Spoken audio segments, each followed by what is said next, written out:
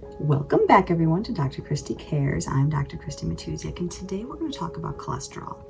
So in traditional medical circles, a cholesterol reading of your total cholesterol being over 200 means you have high cholesterol. Have you ever been to the doctor and they tell you, well, your cholesterol is a little bit high, we might want to put you on a statin drug just to bring it down, reduce your levels of inflammation, prevent you from having a heart attack or heart disease?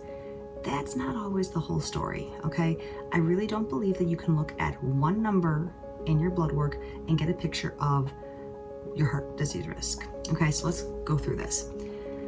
One thing at a time. Your total cholesterol is comprehensive of all the cholesterol and the different types that you have in your blood.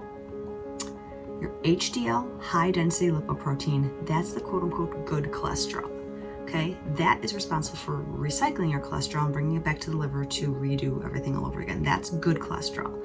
LDL is traditionally known as bad cholesterol. In my opinion, there's really no such thing as bad cholesterol. No cell goes through your body and go, oh, bad cholesterol, we have to run away. It's in how it's utilized and how high it ends up being, and there's other factors we'll get into in a minute. The last one, of course, is then the triglycerides.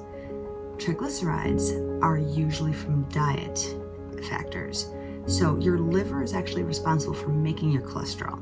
And so most people have this tendency to believe that, oh, if I've got high cholesterol, I just need to eat less cholesterol. I need to eat less fat, and then my cholesterol will go down. It's not always the case. Sometimes it's a primary liver issue where your liver's a bit more toxic because you're either drinking too much coffee or drinking too much alcohol, you're eating too much sugar and refined carbohydrates. That clogs up the liver and makes it become basically more toxic and makes you make more bad cholesterol, more triglycerides.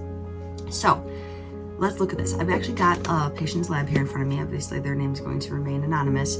Their total cholesterol was 223. By standard medical ratings, that's high cholesterol. Triglycerides are at 59. HDL, the good cholesterol, is at 91. And their LDL, the bad cholesterol, is 120. That's technically in the high category. To me, I look at this and tell them, this is perfect. Maybe not perfect, that might be too strong of a word, but this is beautiful cholesterol. I've got nothing wrong with this. I would never recommend they take a statin for this cholesterol. You've got perfectly high, good cholesterol that's protective. Your bad quote unquote cholesterol is not actually that high comparatively to the good cholesterol. And the triglycerides, which come from dietary sugars and processed carbohydrates, are very low. Absolutely no problem with that level. So let's ask another question. Why would someone develop high cholesterol? And why is it important? First off, cholesterol is the precursor to any sex hormones that you produce in your body, any stress hormones that you produce in your body. You manufacture your own vitamin D from cholesterol. Cholesterol ends up being very protective of your cells. It gets protective against cancer. So if you're under stress, your body might just upregulate the production of cholesterol just to cope with those stresses, because you need more raw materials to end up making enough of your hormones so that you can function in this insane world, right? It doesn't tell the whole story to look at one number and say, oh, you've got high cholesterol, let's lower it. Not the whole story.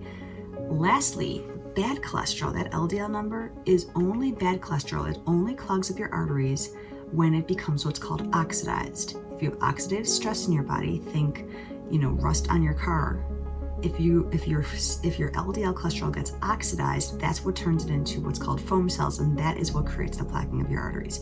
So if your diet is rich in antioxidant foods such as vegetables and good quality fruits, you drink a lot of water, you exercise, you live a healthy lifestyle otherwise, LDL is not going to be a problem for you. Just a few tips that I wanted to throw out there about cholesterol. It's a very important topic, and it kind of infuriates me when I hear patients come in and they now have a cholesterol of 127 and they're on a statin because their cholesterol was high at 180 something, and the doctor just wanted to bring it down to reduce their levels of inflammation.